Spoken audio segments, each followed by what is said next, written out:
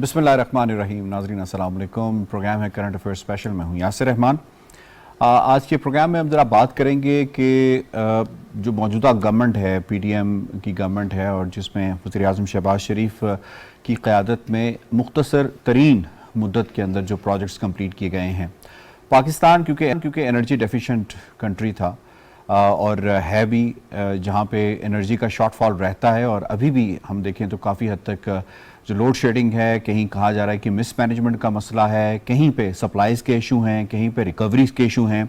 लेकिन उसके साथ अगर हम ये देखें कि मौजूदा गवर्नमेंट ने, वज़ीर आज़म शहबाज शरीफ ने, जिन्हें जब वो पंजाब के सीएम थे तो उन्हें पंजाब स्पीड के नाम से चाइनीज़ जो है वो पुकारा करते थे, तो उन्होंने इस कलील और मुख्तसर तरीन मुद्दत के अंदर जो प्रोजेक्ट्स तवानाई के हवाले से वो मुकम्मल किए हैं। क्योंकि तवानाई ही आपकी बेस है। अगर तवानाई नहीं होगी, एनर्जी नहीं होगी, तो आप प्रोडक्शन नहीं कर सकते। प्रोडक्शन नहीं कर सकते तो आप एक्सपोर्ट्स नहीं कर सकते। एक्सपोर्ट्स नहीं कर सकते तो आप फॉरेन एक्सचेंज रिजर्व जो है वो बिल्ड नहीं कर सकते। फॉरेन एक्सचेंज रिजर्व बिल्ड नहीं कर सकते तो आप अपनी रीपेमेंट्स को इंश्योर नहीं कर सकते। अगर रीपेमेंट्स को इंश्योर नहीं कर सकते तो फिर आप फर्दर लोन्स की तरफ जाएंगे। एक पूरी चेन है, अगर और एनर्जी ही इसकी बेस है। तो अगर हम आपको बताएं कि एक साल के अंदर 3100 मेगावाट बिजली जो है वो सिस्टम में शामिल की गई है, जिसके अंदर 5 जो बिजली घर हैं वो पाया तकमील तक पहुंचे हैं। और उसमें अगर थोड़े प्रोजेक्ट्स के हवाले से आपको बताएं कि इन मंसूबों में थर एनर्जी का 330 मेगावाट का पावर प्लांट है, मिट्टी में 330 मेगावाट का थल नोवा पावर प्लांट है, और थर में ही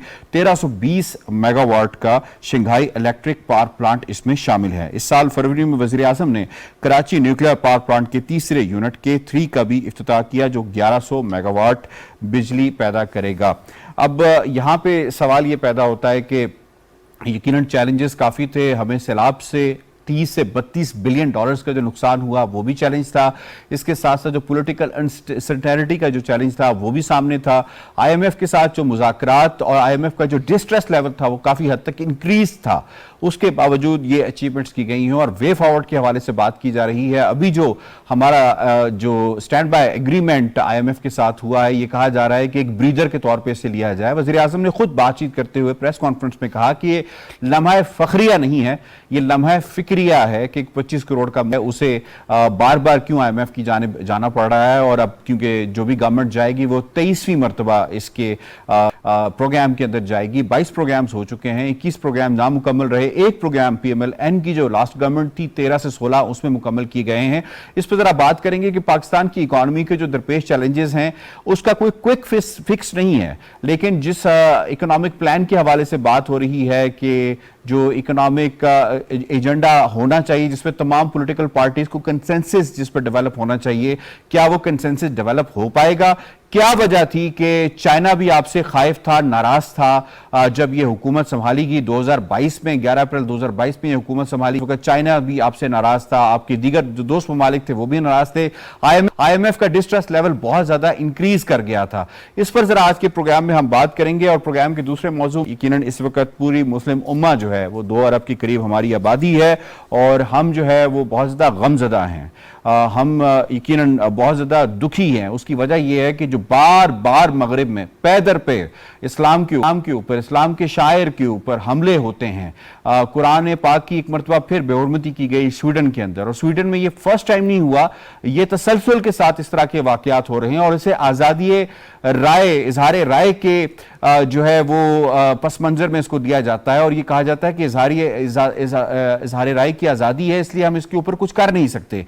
तो इस पर जरा बात करेंगे, वाकई आज़ादी इजहार राय है या कुछ और है, ये एजेंडा क्या है? और ओआईसी का इस हवाले से एक हंगामी इजलास हुआ, ओआईसी ने इस पर क्या कहा, इस पर भी जरा बात होगी। और क्यों नहीं मगरबी दुनिया जो है वो समझती कि जो मुसलमान हैं वो बहुत ज़्यादा इस बात पर दुखी होते हैं कि उनकी किताब, मुकद्दस तरीन किताब, या आप सल्लल्लाहु अलैहि वसल्लम की ज़ात अक़दस के हवाले से जब कोई बात की जाती है तो दुनिया क्यों नहीं इस हवाले से बात को समझ पा रही? क्या हम समझा नहीं पा रहे या वो समझना नहीं चाहते? इस पर भी बात करेंगे। जनाब ज़बरदस्त पैनल ने हमें ज्वाइन किया है, उनसे तारुफ करवा देते हैं। आज हमें स्टूडियोज़ में ज्वाइन किया है सैयद खालिद मुस्तफ़ा साहब ने। आप सीनियर एनालिस्ट हैं, द न्यूज़ के साथ आपका ताल्लुक़ है। खालिद साहब बहुत बहुत शुक्रिया, इकॉनमी बड़ी दस्तरस है। سہیل کیانی صاحب نے ہمیں جوائن کیا ہے. آپ سینئر اکانومسٹ ہیں اور ایکس بینکر بھی رہے ہیں اور ہمیں اسکائپ کے ذریعے جوائن کر رہے ہیں. پاکستان کے ریناؤنڈ اینالسٹ مرزا سولنگی صاحب, بہت بہت شکریہ مرزا سولنگی صاحب اور آپ دونوں پینلسٹ کا آپ نے ہمیں جوائن کیا ہے. سوال مرزا سولنگی صاحب آپ سے پہلا ہم سٹارٹ کر لیتے ہیں. یہ فرمائیے گا کہ جو اس وقت چیلنجز ہیں, کس حد تک جو گورنمنٹ ہے اس نے قلیل ترین مدت میں یہ انرجی کے پروجیکٹس کمپلیٹ کیے ہیں, اور انرجی پاکستان کی ضرورت اس قدر زیادہ کیوں ہے اگر ہمیں آگے بڑھنا ہے تو؟ شکریہ جی. بات یہ ہے کہ جو توانائی کا جو معاملہ ہے وہ جو ماہرین ہیں ان سے جب آپ بات کریں گے تو ہمارے جو مسئلہ ہے توانائی کا وہ بنیادی طور پر اس طرح سے ہے کہ ہم جو ان افورڈیبل جو انرجی ہے اور جو اس کا ڈسٹریبیوشن کا جو نظام ہے, جنریشن سے لے کے ڈسٹریبیوشن تک, اس کے اندر جو مسائل ہیں. ابھی پچھلے دنوں خواجہ آصف صاحب نے ایک تقریر کی قومی اسمبلی میں, انہوں نے کہا کہ جو سرکولر ڈیٹ ہے اس میں کوئی 4,000 ارب روپے ہمارے پھنسے ہوئے.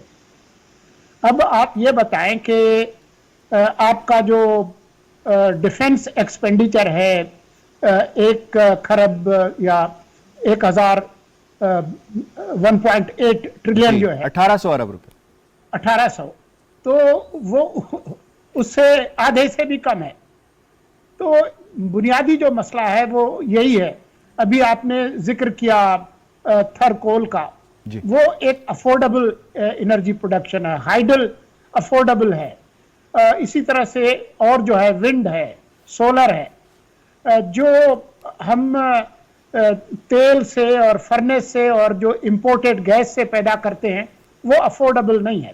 پھر ہمارے جو معاہدے ہیں, جو انرجی پروڈیوسنگ کمپنیز ہیں, آئی پی پیز ہیں, اور جو کیپیسٹی پیمنٹس ہیں وہ بھی مسائل ہیں. اور آخری جو بات ہے وہ آپ کا جو ڈسٹریبیوشن جو کمپنیز ہیں اس کے اندر جو لاسز ہیں. بہت سارے ادارے, افراد جن کو آپ سستی یا مفت بجلی دیتے ہیں, اور پھر چوری, اور پھر آپ کا ٹرانسمیشن کا نظام, یہ پورا ایک چین ہے, ایک پوری مشین ہے. تو اس کا جو حل ہے وہ ان تمام چیزوں کو آپ حل کریں گے تبھی وہ حل ہوگا. لیکن جو بنیادی بات ہے کہ جو خود انرجی ریفارم ہے وہ پورے جو اکنامک ریفارمز ہیں اس کا ایک حصہ ہے. وہ یہ نہیں ہوگا کہ آپ صرف انرجی کا ایشو حل کریں گے, آپ پاپولیشن کا حل نہیں کریں گے, آپ سول ریفارم کا حل نہیں کریں گے, آپ ایلیٹ کیپچر کو نہیں روکیں گے, آپ زرعی انکم ٹیکس کو چھوڑ دیں گے, آپ ریٹیل جو ان ٹیکس ہے اس کو چھوڑ دیں گے. جب تک آپ تمام چیزوں کو ایک ہول طریقے سے نہیں لیں گے تو آپ اس 23واں یہ IMF پروگرام ہے, پھر یہ 56واں بھی ہو سکتا ہے, لیکن یہ ملک کے لیے اچھا نہیں ہے, قومی سلامتی کے لیے بھی اچھا نہیں ہے, اور ملک کے عوام کے لیے بھی اچھا نہیں. ویری امپورٹنٹ, نیشنل سیکیورٹی کے لیے بھی یقیناً ہماری اکنامک اسٹیبلٹی بہت ضروری ہے. سید خالد مصطفیٰ صاحب یہ فرمائیے گا, ماضی میں ہم نے دیکھا کہ ہمارا بہت زیادہ رجحان تھرمل کی طرف رہا, کوئک فکس کہ بس پلانٹ لگائیں, اس میں فیول انجیکٹ کریں اور وہ بجلی پیدا کرنا شروع کر دے. ہمارے جیسا کنٹری جس کا بیلنس آف پیمنٹ کا بہت زیادہ پرابلم رہا ہے, 22 سے 30 بلین ڈالر کا ہم ہر سال جو ہے آئل امپورٹ کرتے ہیں, تو کیا ہم اسے فردر افورڈ کر سکتے ہیں؟ فردر تو افورڈ کرنے کی گنجائش نہیں ہے ہمارے پاس, کیونکہ اب اس وقت جو ڈالر لیکوڈیٹی کا کرائسس بہت بڑھ گیا ہوا ہے. یہ تو ابھی شکر ہے کہ IMF کا اسٹینڈ بائی ارینجمنٹ ہو گیا ہے اور انہوں نے امپورٹ سے جو ریسٹرکشنز تھیں وہ ختم کر دی ہیں. فیکچولی بات یہ ہے کہ میں آپ کو بتانے یہ چاہ رہا ہوں کہ جو پاکستان میں جو ڈیسیژن میکنگ ہے نا, یہ شروع ہو جائے آپ 1994 سے. اس سے پہلے جو سناریو تھا انرجی سیکٹر کا وہ دیکھ لیں, اس وقت انرجی کا بہت بڑا ڈیفیشٹ تھا, اور اس ڈیفیشٹ کو ختم کرنے کے لیے ایک ری ایکٹیو پالیسی بنی تھی 1994 کو. ری ایکٹیو پالیسی وہ ہوتی ہے جب ایک کرائسس مانسٹر بن جاتا ہے تو آپ جلدی میں ایک پالیسی بناتے ہیں, اور وہ اس میں آپ وہ جو برین سٹارمنگ بھی نہیں کر پاتے, لیکن وہ کہتے ہیں جلدی جلدی کریں یہ کام. تو 1994 پالیسی کے تحت IPPs آئے تھے, تو وہ بڑی مہنگی بجلی تھی.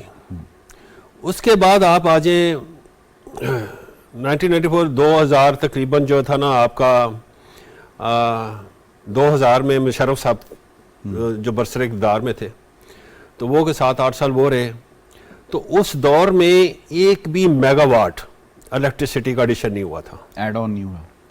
اور آپ کو یاد ہوگا کہ 2007 میں اور 2006 کے مڈ میں الیکٹریسٹی کرائسس اور گیس کرائسس جو تھا نا وہ اس نے جنم لے لیا تھا، اور سرکو ڈیٹ بھی پہلی دفعہ اس دور میں ہوا تھا، کیونکہ اس پورے رجیم میں جو اکانومی تھی وہ کنزیومرزم بیسڈ اکانومی تھی، انڈسٹریلائزیشن نہیں تھی، اور بس باہر سے امپورٹ آتی تھی، ریمیٹنسز آتے تھے، لوگ خرچے کرتے تھے، باہر سے چیزیں آتی تھی، بس یہ کنزیومرزم بیسڈ اکانومی تھی. جو ہی وہ دور گیا اور 2008 میں میرے خیال پیپلز پارٹی کی گورنمنٹ آئی تو وہ جو ایک ہوا بنا ہوا تھا، ببل بنا ہوا تھا اکانومی کا، وہ فوراً بسٹ ہو گیا کنزیومر بیسڈ اکانومی، کیونکہ کنزیومر بیسڈ تھی. اور وہ کیا تھا کہ گیس کرائسس کو انہیرٹ کیا، الیکٹریسٹی کرائسس کو انہیرٹ کیا. تو وہ جو اگلی گورنمنٹ آئی اس نے وہ بھی اس پہ پریشر یہ تھا کہ اس وقت کی جو تھا نا supreme court led by Chaudhry Iftikhar, انہوں نے اس کو سانس نہیں لینے دیا، اور وہ چاہ رہے تھے کہ یار رینٹل پاور پلانٹس کی طرف چلے جائیں، لیکن وہ بھی کام نہیں ہوا. کارکے والے آئے تو وہ بھی زیادہ نہیں ہوا، وہ جو تھا نا آل دا ٹائم وہ سپریم کورٹ سے ٹف ٹائم انہیں مل رہا تھا، بلکہ چلنے نہیں دیا. کارکے نے تو کیس بھی کر دیا تھا. بالکل صحیح بات ہے. تو وہ جو ہے نا ملٹی پلائی ہوتا گیا کرائسس. مین وائل مسلم نون کی گورنمنٹ آ گئی. اس وقت کا جو تھا آپ کا لوڈ شیڈنگ جو ہوا کرتی تھی وہ تقریباً 24 گھنٹے میں سے 20 گھنٹے لوڈ شیڈنگ ہوا کرتی تھی. تو جب وہ آئے تو وہ یہ سلوگن لے کے آئے تھے کہ ہم نے الیکٹریسٹی کرائسس کو ختم کرنا ہے. اگین انہوں نے چونکہ پریشر بہت تھا اور سرکولر ڈیٹ کو بھی اور بہت زیادہ مانسٹر بن چکا ہوا تھا الیکٹریسٹی کرائسس، تو انہوں نے پھر ریئیکٹر پالیسی بنائی. سی پیک کے پروجیکٹس بنائے تمام کے تمام import based on imported fuel. Imported تھا آپ کا کول، اور جو L N G based power plants یہ ہر والا جو کول ہے وہ تو امپورٹڈ نہیں ہے. نہیں، وہ اس وقت نہیں بنا تھا. باولپور کی بات کر رہے ہیں، میں اس پورٹ قاسم کی بات کر رہا ہوں، ساہیوال پروجیکٹ کی بات کر رہا ہوں. ٹھیک ہے نا. تو یہ بنائے انہوں نے، اور کچھ جو تھے نا سی پیک کے انڈر ضرورت بہت زیادہ سی پیک کے انڈر نہیں تھے کچھ پروجیکٹ، لیکن وہ چائنیز ہی بنا رہے تھے. وہ R L G based power plants تھے. بھی تو بنا نا اگین وہ امپورٹڈ پروجیکٹ تھا. نہیں، وہ جو اس کا تسلسل ہے وہ بڑے پرانا چلا آ رہا تھا. وہ پیپلز پارٹی کے دور سے، مشرف کے دور سے کنسیو ہوا، پیپلز پارٹی کے دور سے وہ آنا شروع ہوا تھا. لہٰذا وہ تو لانگ جسٹیشن کا پروجیکٹ تھا، تو وہ ظاہر ہے کمپلیٹ ان کے دور میں ہوا تھا. تو وہ ایسی بات نہیں ہے. لیکن یہ جو تھا نا R L N G based power plants لگائے ہم نے، امپورٹڈ فیول تھا سارا کا سارا. اب یہ ہمیں ہانٹ کرنا شروع کیا کہ کیا کریں. اب یہ لیکوڈیٹی کرائسس جب آیا نا، ڈالرز لیکوڈیٹی کرائسس، تو پھر انہوں نے ہمیں imported fuel based power plants نے ہانٹ کرنا شروع کیا. ہم نے کہا یار ہم لوڈ شیڈنگ برداشت کر لیتے ہیں، تو ایسا کریں جتنا بھی کول پہ based power plants, nuclear power plants لگ جائیں، رینیویبل جو ہے بہت مائنر اس کا مکسچر میں اس کا ہے کنٹریبیوشن، وہ چلا لیں، اور ہائیڈل کا چلا لیں. اب یہ دیکھیں نا تھر میں 330 میگا واٹ. لیکن آپ اگر آپ کہتے ہیں نا کہ جی انرجی سیکیورٹی کا شکار، انسیکیورٹی کا، وہ نہیں ہے. ہماری جو انسٹالڈ کیپیسٹی ہے وہ 45,000 میگا واٹ کی ہے. ٹھیک ہے. لیکن یہ ہے کہ ہم اب امپورٹڈ فیول پہ نہیں چلا سکتے، اور اب چونکہ آر ایل این جی کی پرائسز کم ہوئی ہیں تو اب ہم سپاٹ جو نا کارگوز بھی نہیں لے سکتے، کیونکہ ہمارے پاس لیکوڈیٹی کرنچ بہت ہے، پیسے نہیں ہے، ڈالر ہی نہیں ہے. تو جو ایل سیز کھلی ہوئی ہیں جنہوں نے امپورٹس کرنی ہے ان کے لیے تو ہے، کیونکہ ابھی ریسٹرکشن ختم کی ہے، تو وہاں سے اب 2 سے 3 بلین ڈالرز ایپوریٹ ہو جانے ہیں. 12,000 کنٹینر وہاں پہ کھڑا ہے. ٹھیک ہے. آپ نے ریسٹرکشن ختم کرنے کے حوالے سے بات کی، میں اس میں شامل کروں گا سہیل کیانی صاحب کو. سہیل کیانی صاحب تھوڑا سا آپ یہ، کیونکہ ہم پہلے سیگمنٹ ذرا بات کر رہے ہیں انرجی کے حوالے سے کہ کیا وجہ ہے کہ ہمیں ہمیشہ سے انرجی کا اور مہنگی انرجی کا سامنا کیوں کرنا پڑتا ہے. پرابلم مینجمنٹ میں ہے، آپ کو لگتا ہے ڈسٹریبیوشن کی وجہ سے یہ بہت بڑے مسائل آ رہے ہیں، ریکوری کے ایشوز آ رہے ہیں، اور اس کی وجہ سے پھر ایک عام آدمی کو مزید ٹیرف کا سامنا کرنا پڑتا ہے. ان یور اوپینین پرابلم کہاں کہاں لائے کرتا ہے؟ اگر پروڈکشن کی ہماری کیپیسٹی ہے 45,000 میگا واٹ، لیکن پرابلم پھر بھی لوڈ شیڈنگ کا ہے. دیکھیں یہ جو آپ نے 3-4 چیزوں کے بارے میں بات کیا، it is all of the ابو. کہ ہماری جو ہے نا، ایک ہوتی ہے لانگ ٹرم پلاننگ، ہوتی ہے شارٹ ٹرم پلاننگ. اگر آپ کی لانگ ٹرم پلاننگ ٹھیک نہ ہو، if you don't plan then you plan to fail. تو ہماری پلاننگ ٹھیک نہیں ہوئی. ایک زمانہ تھا ہم چھوٹے تھے, ایوب خان کی حکومت تھی, تو کیا نام ہے وہاں PIDC جیسے ادارے بنے تھے, تو اس میں وہ پلان کرتے تھے 5 ایئر پلان, اس میں اتنی پروڈکشن ہوگی, اتنا ہمارا کنسمپشن ہے اور اتنا ہمارا سرپلس یا مائنس ہے, تو اس پہ پلاننگ ہوتی تھی. ڈاکٹر محبوب الحق پلانس بالکل ٹھیک. تو اب یہ ہے کہ اس وقت آبادی کم بھی تھی. اب یہ ہے کہ لوگ یہ ریئلائز نہیں کرتے کہ سب چیزوں کی جڑ جو ہے نا کچھ چیزیں ہیں.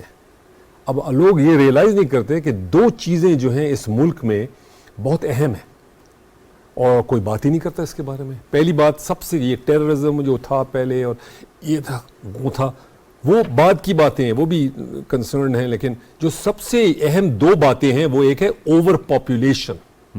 آپ کی پاپولیشن 3% گرو کر رہی ہے, تو اس سے یہ ہے کہ 6 ملین. مرتضیٰ سولنگی صاحب ہمیشہ اپنی ہر ایک انالیسس کے اندر اس کی طرف لازمی نشاندہی کرتے ہیں. تو ایک تو یہ ہے. اچھا, دوسری جو چیز ہے اس کے بارے میں بھی کوئی بات ہی نہیں کرتا, صحیح, کلائمیٹ چینج.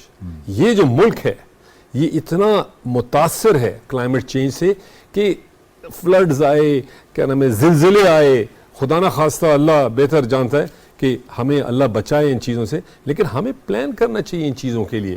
اب جہاں تک آئی انرجی کی, تو انرجی کیا ہے؟ ہائیڈرو کاربن انرجی ہے, سولر ہے, تھرمل ہے, واٹر ہے. تو اس میں سے آپ کو ایک ایلوکیشن آف انرجی چاہیے. تو آپ نے بالکل درست کہا, اور آئی تھنک سولنگی صاحب بھی کہہ رہے تھے کہ یہ جو thermal hydrocarbon is not palatable, it is not sustainable. ہاں, اگر آپ اپنے ملک میں گیس اور آئل اور ڈھونڈ لیں پھر ٹھیک ہے. تو یہ ہے کہ یہاں پر ایک چھوٹی سی چیز میں نے عبداللہ یوسف کو کہی تھی, جو کہ یہ فیڈرل سیکرٹری تھے FBR کے, اور یہ بلکہ آئل منسٹر بھی رہے تھے. جب میں سنگاپور میں کام کرتا تھا کافی 2-4 فورن بینکس کے لیے, تو میں وہاں پر پاکستان کی انرجی پالیسی دیکھتا تھا. تو اس میں یہ ہے کہ ہم نے ایز اے بینک کافی پیسے بھی انویسٹ کیے تھے IPPs میں, کیونکہ اتنا زبردست ریٹرن آ رہا تھا, بلیو نہیں کر سکتے. جس نے بھی وہ ڈیل کی تھی اس نے ٹھیک طرح سے دیکھا نہیں تھا. لیکن یہ جو ریٹرن آن انویسٹمنٹ ہے, جہاں پر زیادہ ہوگا تو وہیں پیسہ بھاگے گا. تو پاکستان کا بہت زبردست ریٹرن تھا. اس وقت آپ جائیں UAE میں, جائیں UAE میں, Abu Dhabi has 12% of the world's oil reserves.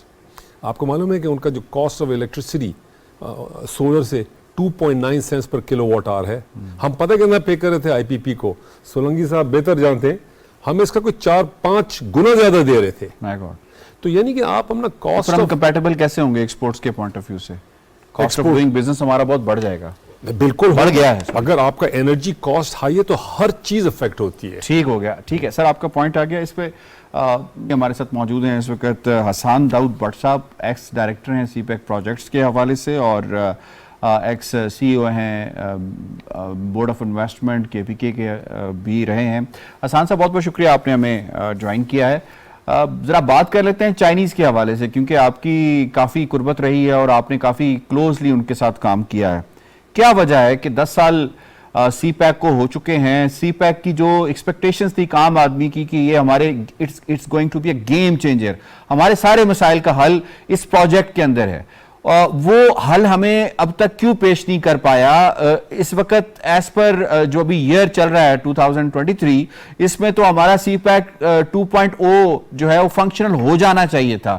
کیا ریزنز تھی؟ کیا پولیٹیکل ریزنز تھیں, سیکیورٹی ریزنز تھیں, کیا ایسی ریزنز تھیں جس کی وجہ سے چائنیز اس طرح سے انویسٹ نہیں کر پائے پاکستان میں جس طرح وہ چاہتے تھے, جو پلان تھا؟ Your take sir. جی thank you very much Yasir, آپ کا بہت اچھا کوشچن ہے, especially in the context of the discussion جو ہو رہی تھی. دیکھیے, سب سے پہلے تو یہ سمجھنا ضروری ہے کہ ہمیں اتنی ہی ایکسپیکٹیشن کسی بھی انیشیٹو سے لگانی چاہیے جتنا وہ ڈیلیور کر سکے. تو یہ کہنا کہ وہ اوور آل ہمارے لیے ٹرانسفارمیشنل ہوگا, وہ اوور آل ہمارے پورے اکنامک اسٹرکچر کو اور سائیکل کو چینج کر دے گا, یہ بالکل ایسا نہیں. یقیناً CPEC ایک اسٹیمولس ہے اور رہے گا جب تک یہ پروجیکٹ چل رہا ہے فار آر اکانومی. اور ہماری جو ایکچوئل اسپینڈنگ ہے وہ تو ہمارا PSDP پروگرام ہوتا ہے, جو کہ پلاننگ کمیشن نے اس دفعہ بھی دی ہے اور بڑا کمپریہنسو دی ہے. اب جو چیز ہمیں یہ سمجھنے کی اور کہاں ہم سے غلطیاں, یہ میں آپ کو ہائی لائٹ کر دیتا ہوں. اور یہ صرف ہمیں یہ اس تناظر میں, کیونکہ آپ کا پروگرام بہت وائڈر ڈسکشن میں جا رہا ہے اور بہت اچھی بات ہے, تو اس لحاظ سے ہمیں وائڈر سوچنا چاہیے کہ ہم نے CPEC اور CPEC کے علاوہ بھی انویسٹمنٹ کو ٹریک کرنا ہے. پاکستان کے اندر, کیونکہ جب تک آپ انویسٹمنٹ نہیں لائیں گے, جب تک آپ انویسٹمنٹ باڈیز اور جو ریگولیشنز ہیں ان کو ریسٹرکچر نہیں کریں گے, تو پھر آپ کو ہر تھوڑی دیر بعد یہ بوم اور بس سائیکل آتی رہے گی, اور پھر آپ کو یہ چیلنجز آئیں گے ہر دفعہ. حسان داؤد بٹ صاحب یہ فرمائیے گا, کیا چائنیز واقعی ہم سے ناراض نہیں تھے جب فائنینشیل ٹائم کو ہمارے ایک ایکس وفاقی وزیر نے ایک انٹرویو میں چائنا کے اوپر کچھ اس طرح کی باتیں کی تھی جس کی وجہ سے چائنیز ناراض تھے؟ کیا واقعی چائنیز نے اپنی انویسٹمنٹس ہولڈ نہیں کر لی تھی جو کہ پولیٹیکل سینیریو پاکستان میں بنتا جا رہا تھا اور چائنیز کے حوالے سے جو انوائرمنٹ بنتا جا رہا تھا, کیا یہ وہ فیکٹرز نہیں تھے جس کی وجہ سے سلو ڈاؤن ہوا ہے ان کا پروگریس؟ دیکھیے یاسر, جو جب بھی آپ کوئی پرومسز کریں نا آپ کی انویسٹمنٹ پالیسیز یا انویسٹمنٹ ایکٹ یا SEZ ایکٹ میں, اگر آپ سے وہ پرومسز پورے نہیں ہوتے تو پھر آپ کا انویسٹر ہمیشہ پریشان اور ناراض رہے گا. آپ نے انرجی کے اندر بھی یہی کیا, آپ نے انفراسٹرکچر کے اندر یہ کیا, اور یہ ہمارا چیلنج رہا ہے. پولیٹیکل اکانومی کو ہم کہتے بھی ہیں, آپ کے پاس بہت سینئر لوگ بھی آئے ہیں جو اس پہ بہت ڈسکشن بھی کرتے ہیں. ہم لوگ کبھی کبھی اپنی پولیٹیکل ڈبیٹس کے اندر ان نیسیسری ڈسکشن کو بھی انوالو کر لیتے ہیں, اور اسپیشلی ایسے ملک کی ڈسکشن جہاں پر وہ صرف کام سے کام رکھتے ہیں اور وہ صرف اپنے ڈیلیوریبلز اچیو کرنا چاہتے ہیں. ہم نے ہر جگہ پہ پالیٹکس کو اور اس سے ڈسکشن پہ ڈالنا چاہیے. اور اگر آپ دیکھ لیں یاسر, آپ نے خود بھی اس پہ بہت ریسرچ کی ہے کہ ہمارا کنٹینیوٹی آف پالیسی ایک بہت بڑا ایشو ہے ہمارے ہاں, اور اس کو ہم پالیٹکس کے ارد گرد گھماتے ہیں, لیکن ہمیں اس کے اندر ریفرین کرنا ہوگا اپنی کنٹینیوٹی پالیسی کو. اور میں اسی لیے ہر جگہ پہ یہ بات کہتا ہوں, ہر چیز اپنے کہیں جو بھی میں اپنی رائے دیتا ہوں as a scholar and university professor, کہ ہمیں I think across board charter of economy کی طرف جانا ہی پڑے گا. اور وہ ہماری انویسٹمنٹ, ہماری جو انویسٹمنٹ ہے اور جو فارن انویسٹمنٹ ہے, دونوں کو کے بہت سارے رسک کو میٹیگیٹ کرتا ہے. اگر انویسٹر کو یہ ایشورنس ہو کہ جی یہ اکراس پارٹی اور اکراس پولیٹیکل اسفیئر یہ ہمیں ایشورنس دے رہے ہیں کہ انویسٹمنٹ آپ کریں, تو پھر ہوگا. اور یقیناً چائنیز. اچھا حسان صاحب ذرا ایک اور بات بھی بتا دیجیے گا, یقیناً آپ سے ہم خبر بھی لینا چاہ رہے ہیں, تو یہ فرمائیے گا کہ ابھی چائنیز سی پیک 2.0 کے حوالے سے ان کی کیا پلاننگ ہے؟ پاکستان میں آ رہے ہیں کیونکہ گورنمنٹ تو یہ کہہ رہی ہے, پروفیسر احسن اقبال صاحب بھی یہ کہہ رہے ہیں کہ جی دے آر کمنگ, اور سی پیک 2.0 جو ہے فنکشنل ہونے جا رہا ہے. جو 9 اسپیشل اکنامک زونز ہیں جہاں پہ آپ اور ہم اور مرزا سولنگی صاحب جا کے وزٹ بھی کر کے آئے ہیں, ان کی رپورٹنگ بھی کی ہے, وہ کب فنکشنل ہوں گے؟ کیا آپ کے توسط سے ہم یہ جان سکتے ہیں کہ کوئی نیئر فیوچر میں وہ فنکشنل ہوتے نظر آ رہے ہیں ہمیں؟ دیکھیں, اسپیشل اکنامک زون ہو یا کوئی بھی ایسا سینٹر آف ایکسیلنس ہو جہاں پر آپ نے انویسٹمنٹ کو اٹریکٹ کرنی ہے, اور مرتضی سولنگی صاحب خود اس کو پولیٹیکل فریم ورک سے بھی دیکھتے ہیں اکانومی کو بھی. آئی تھنک کہ ہمیں جو چیز 2.0 سی پیک جسے ہم کہتے ہیں اس میں جو چیز دیکھنی ہوگی اس کو لارجر انٹریکشن رکھنی ہوگی. اینڈ آئی تھنک کہ گورنمنٹ اس سلسلے میں صحیح میجرز لے لی ہے, لیکن میں پھر ریکمینڈ کروں گا کہ ہمیں اس سے زیادہ اور ہر ٹیئر پہ کرنی ہے. اور اس کے اندر میری گزارش آپ کے پروگرام سے ضرور ہوگی کہ ہمیں through the support of both side government ہمیں بزنس ٹو بزنس انٹریکشن بڑھانا ہوگا. اگر آپ بزنس اور ٹرسٹ کرنا ہوگا دونوں سائڈز کے بزنس مین پہ. اگر آپ ٹرسٹ نہیں کریں گے, اور اس کو میں اگر لارجر انویسٹمنٹ کے پوائنٹ آف ویو سے کہوں تو میں یہ کہوں گا کہ گورنمنٹ کوئی بھی ہو یا گورنمنٹ اسٹیٹ اور انٹرپرائزز ہوں, ان کو 2 اسٹیپ پیچھے لینے ہوں گے انویسٹمنٹ سے, اور پرائیویٹ سیکٹر کو 2 اسٹیپ آگے لینے ہوں گے انویسٹمنٹ کو اٹریکٹ کرنے کے لیے. بالکل ٹھیک. اور ہمیں اس سلسلے میں, اور میں بہت خوش ہوں کہ آپ اس طرح کی ڈسکشن کرتے رہتے ہیں انویسٹمنٹ کے پوائنٹ آف ویو سے سی پیک سے. سی پیک ہمارے پاس ایک بہت اچھا انسٹرومنٹ ہے جس کے اندر چونکہ گورنمنٹ ٹو گورنمنٹ تو ہماری انڈرسٹینڈنگ ہے, ایک دوسرے سے کنورجنس آف پالیسی ہے.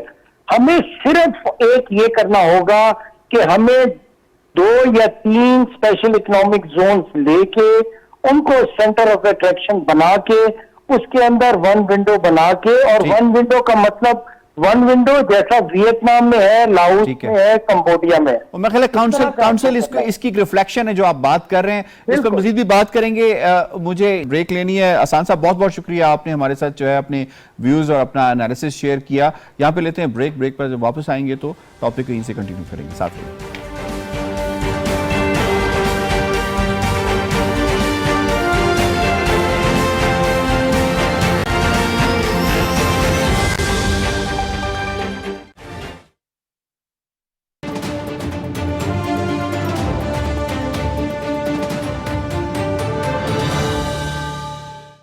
Royal room cooler powerful air throw air freshener کے ساتھ. رائل ساتھ زندگی بھر کا. صرف رائل اے سی ڈی سی فینز میں ہے ٹربو سپیڈ اور ڈمر کی بھی ضرورت نہیں. پرماننٹ میگنیٹ موٹر سے 50% بجلی بچے گی. بدلے ہوا کے رنگ رائل فینس کے سنگ. رائل ساتھ زندگی بھر کا.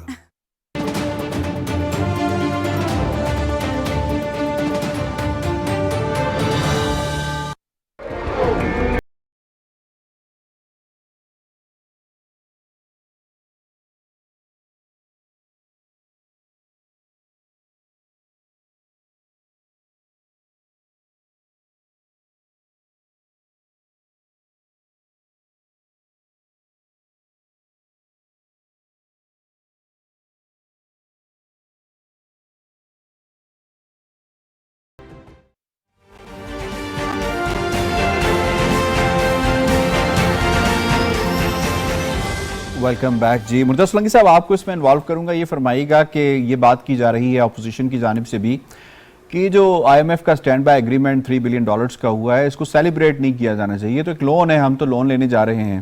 یہ فرمائیے گا کہ کیا ان کانسیکوینسز سے اپوزیشن یا وہ جو لوگ نقاد ہیں جو بات کر رہے ہیں, تنقید کر رہے ہیں, ان کانسیکوینسز سے آگاہ ہیں کہ اگر یہ $3 بلین کا ہمارا ایگریمنٹ آئی ایم ایف کے ساتھ اسٹینڈ بائی ارینجمنٹ نہ ہوتی تو پھر کیا ہوتا؟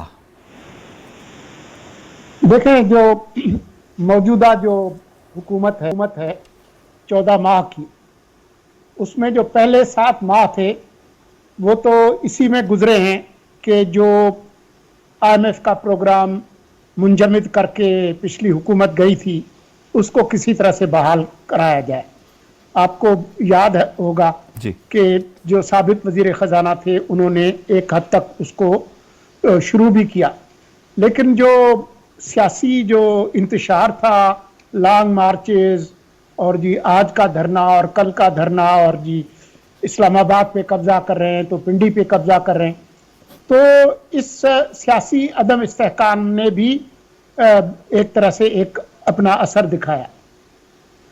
پھر آپ نے دیکھا کہ اور بھی کچھ مسائل تھے, لیکن جس مشکل حالات میں یہ جو اسٹینڈ بائی ایگریمنٹ کیا گیا ہے, کم از کم ایک بات آپ کہہ سکتے ہیں کہ اب جب کہ ہم الیکشن کی طرف جا رہے ہیں تو جو اگلے 9 مہینے ہیں وہ ایک طرح سے انشور کیا ہے موجودہ حکومت نے کہ پاکستان کسی کھائی میں نہیں گرے گا. اور کیونکہ اگست کے وسط کے بعد نگران حکومت آئے گی جی, اور ہمیں نہیں پتا کہ جی آئی ایم ایف نگران حکومت سے تو ڈیل نہیں کرے گی تو پھر پاکستان کا کیا بننا تھا. تو یہ جو کچھ لوگ اور سیاستدان جو کہ سری لنکا کی وہ دھمکی دے رہے تھے, تو وہ خدشات جو ہے وہ بالکل ایک طرح سے سچے ثابت ہو سکتے تھے اگر پاکستان ڈیفالٹ میں جاتا.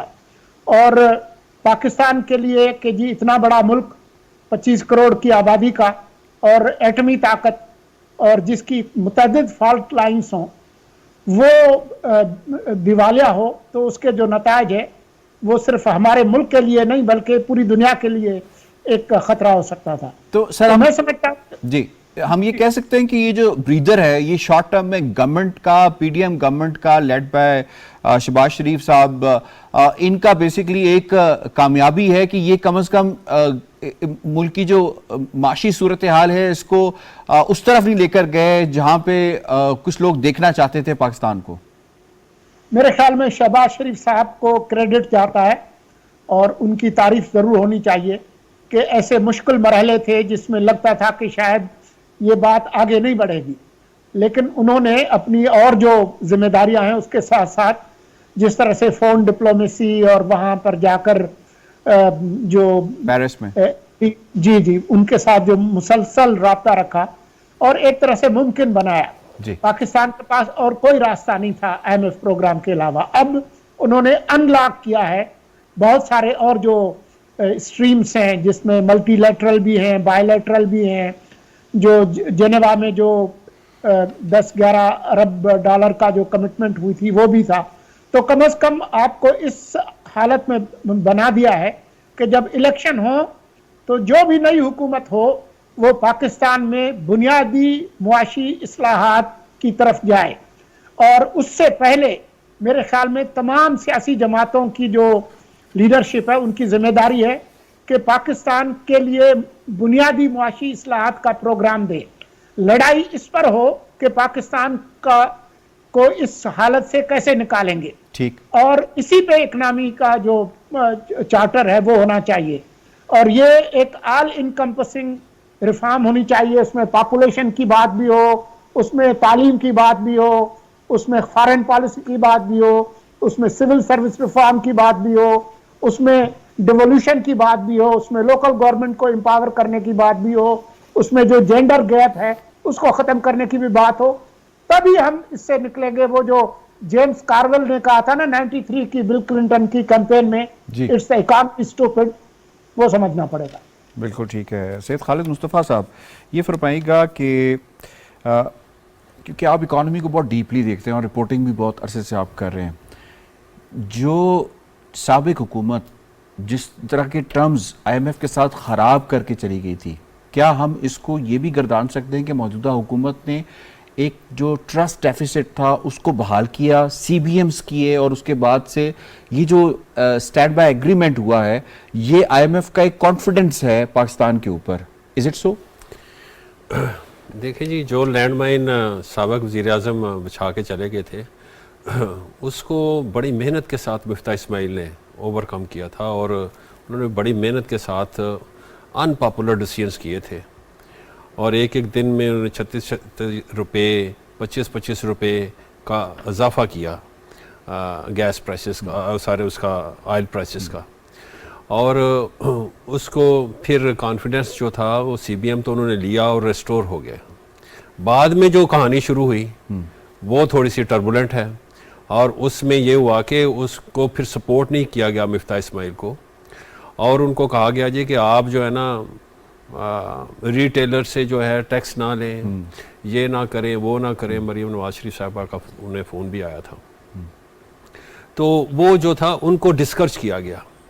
अगर उनकी कंटिन्यूस रहती तो हम जो था ना जो एग्जिस्टिंग जो प्लान था वो रहता। भी तो है ना शाह जी, अगर आप बात कर रहे हैं कि गवर्नमेंट जो है वो प्रेशर जो है वहां पे बनाई रखती नहीं, उसका तो वो गवर्नमेंट तो ये कह रही है कि हम इसको डाइवर्सिफाई करेंगे, जो ज्यादा कमा रहा है वो टैक्स देगा। एग्जिस्टिंग जो फाइनेंशियल मैनेजर है ना जी, इन्होंने to some extent miss handle किया है और इन्होंने टफ टाइम दिया, थोड़ा सा बड़ा हुए वो वाले, हालांकि होना नहीं चाहिए। कैसे मिस हैंडल किया ये भी तो आप जरा हमारी आवाम को ये भी मिस हैंडल से मुराद ये है कि वो जो IMF कह रहा था वो कह रहा 100 रुपया बढ़ा दें तो आप 100 रुपया बढ़ा दें। नहीं, वो कह रहा था कि फ्री फ्लोट करें, रिस्ट्रिक्शंस खत्म करें और आप जो एक्सचेंज रेट को फ्री फ्लोट कर दें। मेरी बात तो आप ये देखें 400 या 450 पे चला जाएगा। स्मगलिंग हो रही है, लोग होल्ड कर रहे हैं, बिजनेस कर रहे हैं। देखिए ना करते आप पेट्रोलियम लेवी को, आप अपना एक्चुअली मसला क्या था?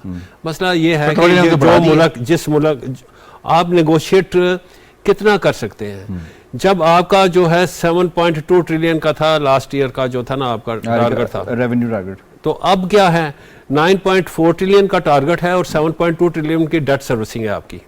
उसमें 1.8 ट्रिलियन का आपका डिफेंस एक्सपेंडिचर है जो कि बढ़ना है। इसके अलावा जो उसमें से पैसे जाने हैं 5.4 ट्रिलियन को अपने गवर्नमेंट्स को दे देने आपने। पीछे बचता क्या है आपके पास? कुछ भी नहीं बचता। ये तो गवर्नमेंट भी कह रही है कि पीछे कुशन बहुत कम है। मेरे बात सुने, जब आपके पास यानी आपके पास नेगोशिएशन की बार्गेनिंग चिप ही नहीं है तो आप कम से कम जो अब मानना है आपने वो पहले मान लेते तो हम जो था ना जो इकोनॉमिक मिजरीज आम पाकिस्तानी ने गुजारी हैं और एक्सपीरियंस की हैं वो नहीं होनी थी। आपकी स्टेबिलिटी रहती कम से कम। जो डॉलर जो है हमारा जो ऊपर गया बहुत ज़्यादा, اور اس کو بھی میرے خیال میں یہ 310 کے اوپر چلا جائے گا. اب جب فری فلوٹ کریں گے نا تو جائے گا, اور اس کا بھی بڑا خوفناک امپیکٹ آنا ہے. ملک بوستان کا یہ کہنا ہے کہ جیسے کل مارکیٹ اوپن ہوگی, منڈے کو مارکیٹ ہوگی, 5 سے 10 روپے نیچے آنا ہے. وہ ریئیکشن, وہ پازیٹیو ریئیکشن آتا ہے, وہ شارٹ لیوڈ ہوتا ہے. لیکن اس کے باوجود جو ہوتا ہے نا انسسٹینیبل بیسس پہ, جب آپ کے پاس جو ڈالر دیکھیں نا, آپ نے 1200 کنٹینرز کو جب آپ کلیئر کریں گے تو آپ کے 2 بلین ڈالرز یہیں پہ ایواپوریٹ ہو جانے ہیں, ٹھیک ہے نا. اور 12 جولائی کو آپ اور بھی مل رہے ہیں, 12 جولائی کو نے دینے ہیں, UAE نے دینے ہیں, بالکل وہ یہی تو میں کہہ رہا ہوں. اگر آپ یہ نہیں یہ سٹینڈ بائی ارینجمنٹ جو تھا, یہ جو پہلے والا جو ہم نے ختم کر دیا, وہ اینڈ ہو گیا بغیر نتیجہ پہنچے ہی. وہ اگر وہ اسی پہ ہم مان لیتے یہی چیزیں ساری تو وہ ہو جانی تھی, اور اس کا امپیکٹ یہ ہونا تھا کہ ایک پاکستان نے پروگرام مکمل کر لیا. لیکن یہ سٹینڈ بائی جو پاکستان نے پروگرام مکمل کر لیا 2019 میں شاہ جی یہ پروگرام شروع ہوتا ہے. 2019 کے بعد آپ ابھی خود کہہ رہے ہیں لینڈ مائنز انہوں نے بچھائیں, لینڈ مائنز کی وجہ سے وہ پروگرام کیسے مکمل ہوتا ہے؟ ان کو تو 1 سال ہوا ہے. دیکھیں جو کریڈٹ مفتاح اسماعیل کا نا, اس میں اس کو بحال کرنا, ریسٹور کرنا, اور اس کے بعد کی جو کہانی ہے اس میں تھوڑی سی مس ہینڈلنگ ہے, یہ آپ مان لیں. لیکن میں اسے سمجھتا ہوں کہ سٹینڈ بائی ارینجمنٹ جو ہے یہ بریدنگ سپیس ہے, یہ بہت اچھی بات ہے. اور جو نئی گورنمنٹ آئے گی اس کو ایک نیا جو IMF کے پروگرام میں جانا پڑے گا, لیکن یہ سولوشن نہیں ہے ملک کو چلانے کا. سولوشن کیا ہے؟ پرائم منسٹر بھی کہہ رہے ہیں یہ سولوشن نہیں ہے. سولوشن کیا ہے؟ سولوشن یہ ہے کہ آپ نے کس قسم کا اکنامک سٹرکچر رکھنا ہے. آپ نے اکنامک سٹرکچر کی آپ نے بات کی نا, کوئی ریونیو سٹرکچر پہ بات کر لیتے ہیں. سہیل صاحب آپ کو اس میں انوالو کروں گا, یہ فرمائیے گا don't you agree with this, جو سپر ٹیکس اب گورنمنٹ نے بڑھایا ہے اور ان لوگوں پہ بڑھایا ہے جن کی پروگریسو انکم ہے, the higher you earn from this land, اور آپ کو پھر ٹیکس بھی اکارڈنگلی دینا پڑے گا. اس میں بینکنگ کمپنیز بھی آتی ہیں اور باقی جو آرگنائزیشنز ہیں, انسٹیٹیوشنز ہیں, وہ بھی آتے ہیں. کتنا امپورٹنٹ ہے کہ ہمارے جو ریونیو سٹرکچر ہے اس کو بہتر کیا جائے, انڈائریکٹ ٹیکسز سے ڈائریکٹ پہ آیا جائے, اور جو سپر ٹیکسز کا یہ جو معاملہ ہے اس کو جو ریلیونٹ انڈسٹری اس کے اوپر لگا کے گورنمنٹ نے کیا پیغام دیا ہے کہ اب ہم اس کو مزید بہتری کی طرف لے کے جا رہے ہیں as far as direct taxes are concerned. Your take. دیکھیں یہ آپ نے جو سوال پوچھا نا کہ انڈائریکٹ ٹیکس سے ڈائریکٹ ٹیکس, یہ تو ہم 75 ایئر سے کرنے کی کوشش کر رہے ہیں. آئی تھنک 2-3% لوگ نیٹ میں آئے ہیں, تو پتہ نہیں یہ جو بیوروکریٹس ہیں یہ اتنی بڑی سہولتیں لیتے ہیں اور یہ لیتے ہیں وہ لیتے ہیں. ان کا کام ہے کہ اس کو لوگوں کو ٹیکس نیٹ میں لائیں, اگر نہیں لاتے تو ان کو ہٹائیں اور لوگ لائیں. لیکن before I answer your question, میں آپ کو یہ بتا دوں کہ یہ جو $3 بلین کا آپ کو جو مل رہا ہے چھوٹا سا سہارا, یہ چھوٹا سا سہارا ہے. میں عوام کو یہ بتانا چاہتا ہوں کہ یہ چھوٹا سا سہارا ہے, it is not the solution. اب آپ دیکھیں کہ یہ جو IMF نے ہمیں 12-13 جو شرطیں دی ہیں, میں جلدی سے آپ کو بتاتا ہوں. ریز دا پاور ٹیرف, ہر ایک کو افیکٹ ہوگا. یہ آپ کے بجلی کا بل ابھی 50,000 کا ہے تو یہ 80,000 کا ہو جائے گا, یہ آپ سمجھ لیں. دوسرا یہ ہے کہ انہوں نے کہا ہے کہ امپورٹ ریسٹرکشنز کو آپ ہٹا دیں.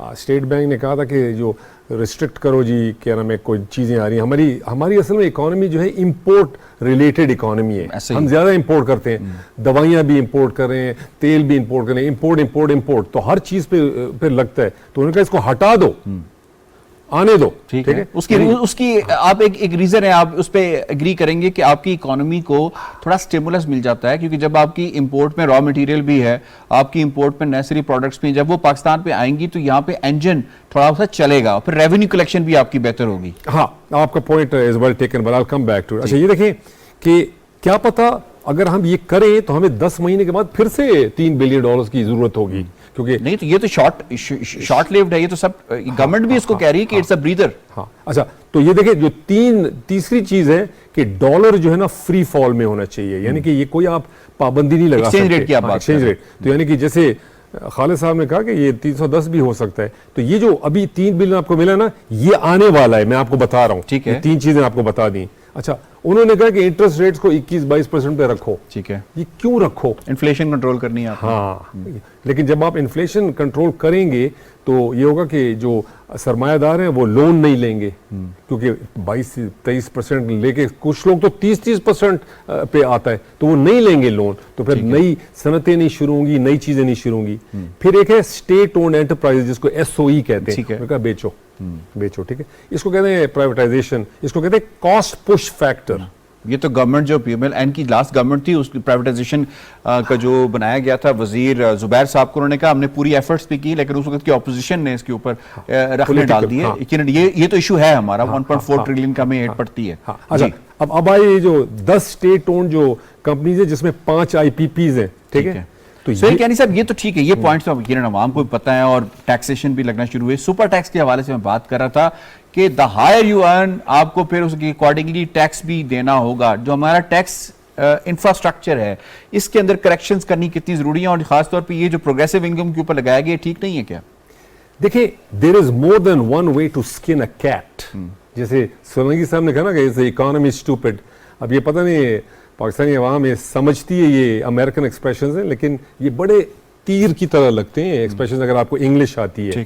دیکھیں یہ جو آپ سپر ٹیکس کی بات کریں نا بار بار، ضروری نہیں ہے کہ آپ جو ہے لوگوں کا گلا دبوچ دیں.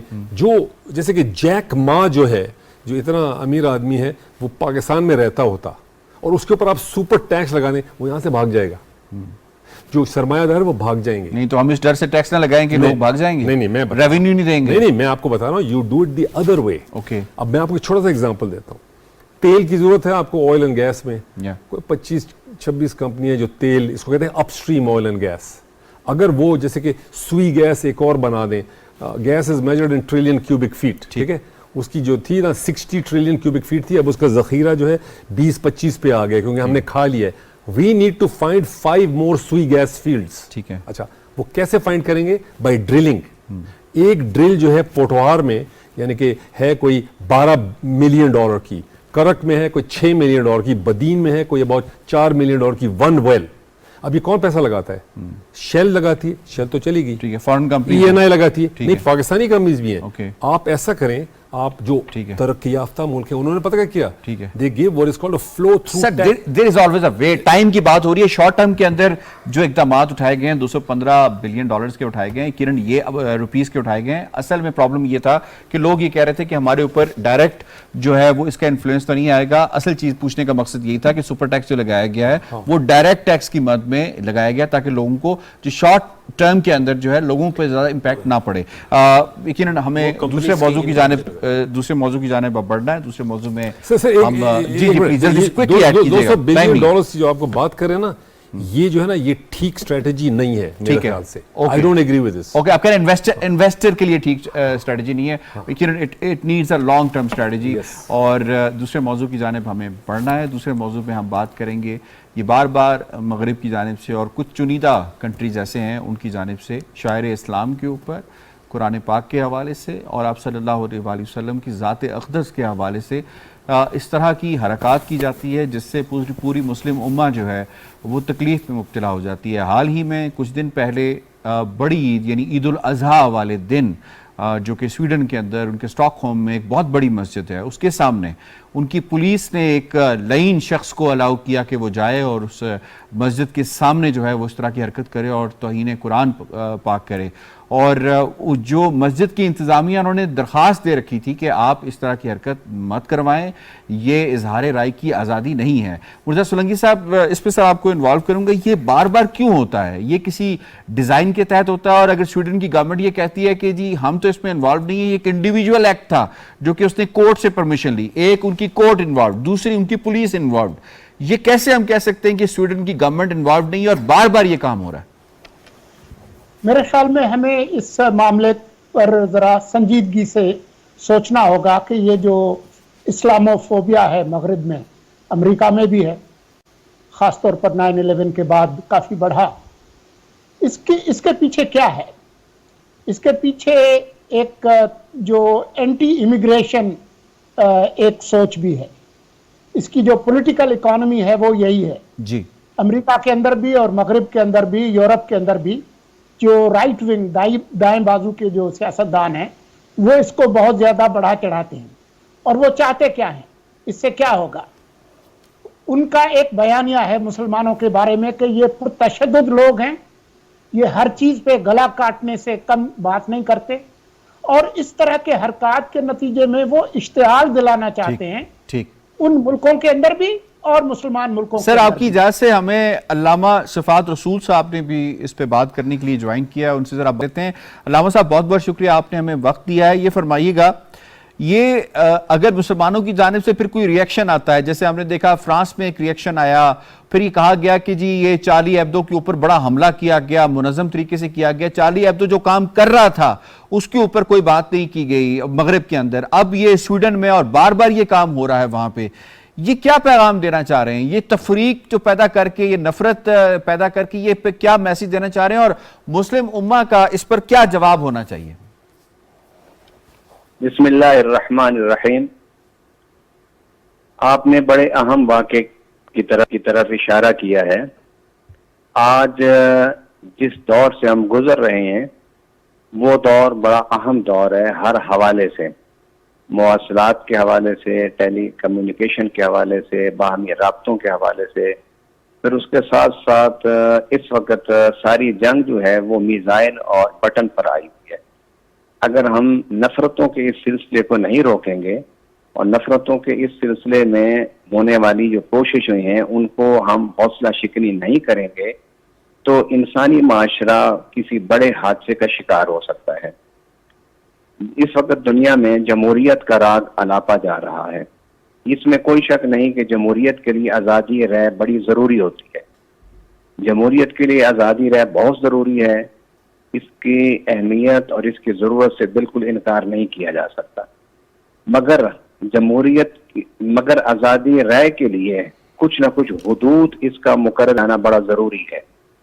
میں دنیا کے ممالک سے اور انسانی تنظیموں کے علم برداروں سے یہ درخواست کروں گا کہ آزادی رائے کے لیے کچھ نہ کچھ اخلاقی جو حدود ہیں ان کا تعین کرنا بڑا ضروری ہے۔ اگر ہم آزادی رائے کے لیے اخلاقی حدود کا اور قانونی حدود کا تعین نہیں کریں گے تو ہم کسی بڑے حادثے کا شکار ہو سکتے ہیں۔ اس لیے اس حقیقت کو سامنے رکھنا چاہیے اور اس حقیقت کی طرف قرآن نے بھی بڑا واضح اشارہ کیا ہے۔ قرآن پاک میں اللہ تعالیٰ نے فرمایا ہے لا اکراہ فی الدین، کہ اسلام میں کسی چیز کی زبردستی نہیں ہے، اور آزادی رائے کے لیے قرآن پاک میں اللہ تعالیٰ نے فرمایا قل الحق من ربکم فمن شاء فلیؤمن ومن شاء فلیکفر، کہ اللہ تعالیٰ کی طرف سے حق آ گیا ہے، اب جو اسے چاہے قبول کر لے، جو اسے چاہے نہ قبول کرے۔ آپ آزادی رائے کے حوالے سے میثاق مدینہ کا بھی مطالعہ کر سکتے ہیں، جس کی بنیاد اللہ تعالیٰ نے اور اس کے پیارے کتھا کلامی کی معذرت علامہ صاحب، تو قرآن پاک میں تو یہ بھی فرمان ہے کہ تم ان کے معبودوں کو، یعنی اظہار رائے کی آزادی جو ہے اس کو بھی اس طرح ڈیفائن کیا گیا ہے مسلمانوں کے لیے کہ تم ان کے معبودوں کو برا نہ کہو، مبادہ کہ وہ پلٹ کر اس طرح کی کوئی بات نہ کر دیں۔ تو اسلام آپ نے دیکھا کہ مسلمان تو کبھی اس طرح کی کسی دوسرے مذہب کے جو زعماء ہیں، ان کے شاعر ہیں، ان کی تو اس طرح کی کبھی توہین ہم نے نہیں دیکھی، لیکن ہمیشہ سے کیوں ہوتا ہے کہ مغرب کی جانب سے آتا ہے؟ کیا مغرب کو پتہ نہیں ہے کہ قرآن کی جو اہمیت ہے وہ ایک مسلمان کے لیے کیا ہے؟ آپ صلی اللہ علیہ وآلہ وسلم کی ذات اقدس کی اہمیت مسلمان کے لیے کیا ہے؟ میں بالکل تمہیداً کچھ باتیں کرنے کے بعد اسی طرف آ رہا تھا۔ اسلام نے جہاں آزادی رائے کا حق دیا ہے اور اسلام نے جو پہلی ریاست مدینہ کا قیام کیا اس کا بنیاد بھی آزادی رائے پر تھا، لیکن اسی طرح قرآن پاک میں اللہ تعالیٰ نے فرمایا وَلَا تَسُبُّوا الَّذِينَ يَدْعُونَ مِن دُونِ اللَّهِ فَيَسُبُّوا اللَّهَ عَدْوًا بِغَيْرِ عِلْمٍ، کہ تم کسی کے معبود باطل کو بھی برا نہ کہنا، کہیں وہ پلٹ کے تمہارے سچے خدا کو برا نہ کہہ دے۔ جی باقی رہی یہ جو آپ نے سوال پوچھا ہے کہ یہ ایسی باتیں مسلمانوں کی طرف سے کیوں نہیں اٹھتی، وہ اس لیے کہ اسلام ایک عالمگیر مذہب ہے اور اس کی آفاقیت اور عالمگیریت اس بات کا تقاضا کرتی ہے کہ پوری انسانیت کو ساتھ لے کر چلنا ہے۔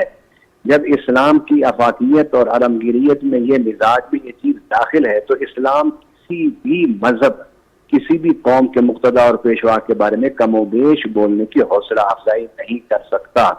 اس حوالے سے میں ایک بڑی اہم بات آپ کے سامنے رکھنا چاہتا ہوں، وہ یہ ہے کہ مسلمان اس وقت دنیا میں 1.5 ارب سے زیادہ موجود ہیں، اور اگر ان کی مقدس کتاب یا ان کی مقدس شخصیات کی اس طرح بے حرمتی کی جاتی رہے گی اور تو پھر مسلمانوں کی طرف سے رد عمل تو آنا ہے۔